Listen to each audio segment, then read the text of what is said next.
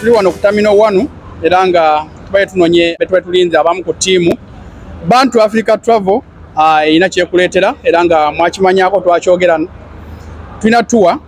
It's like an expo. Mamugeno manyira ebingi bye muyinza okwetaaga nga answers ku bibuuzo byammwe oliyeyo weebuuza kino bakikola batya mpitawo ntya wanne myenyinza kubanga ntetenkanya ntya answers zonna bazirina era nga tiimu kati eweze kyetusigazza kwe kubakolako era nga kuddamu ebibuuzo byammwe.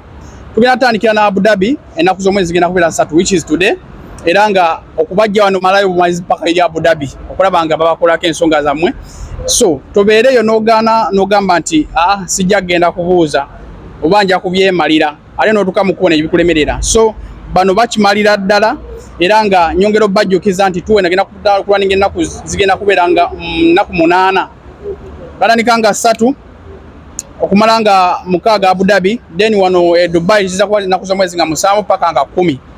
Abudde buno nina abasajja bendi nabo era nga be bamu ku abo tiimu gye tugenda obanga tukola nayo nabo. Njagala kubanga mpo mwami ngwe tunye kusabwe omukisa abenga abenyanjulira abayiseemuko tulabe nga ate tukwata obudde tusobogena kubanga tubalinda tukole ku nsonga za musebo sebo oyanjulira batulaba sebo amanya n'eddoboozi Mampita Kaweesi Deriki era nga ndi team member Bantu Africa Travels. Ensonga etuleese leero yaba na Uganda yaba na Kenya ba South Africa bana Ghana wonna worldwide. Tuyina WTM era nga zino tuzibaddemu emirundi egiwerako. Ya leero ensonga twagigusiza mu Abu Dhabi poziko ne wane Dubai wano wetusinzidde leero amakanda gaffe twagatadde.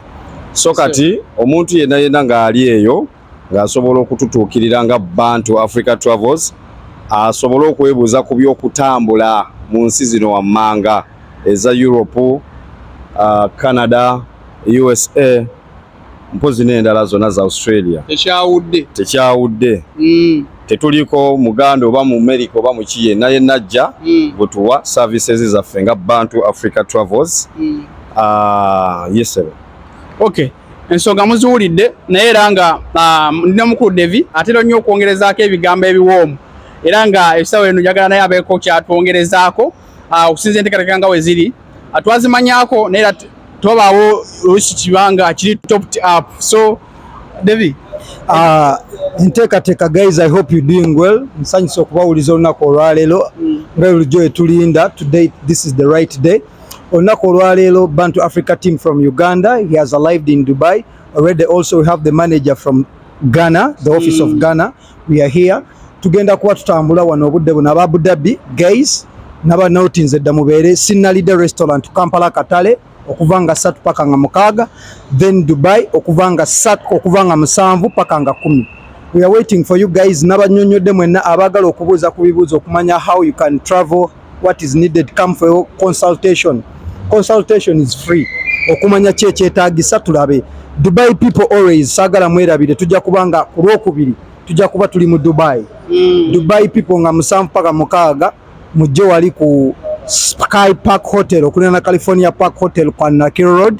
Tujja kuba wetulo kunena Emirates Islamic Bank. Guys, come over, we meet and we talk about everything. Musobola okubanga tusobola okunyumirwa embeera. Don't miss out guys. Bantu Africa available.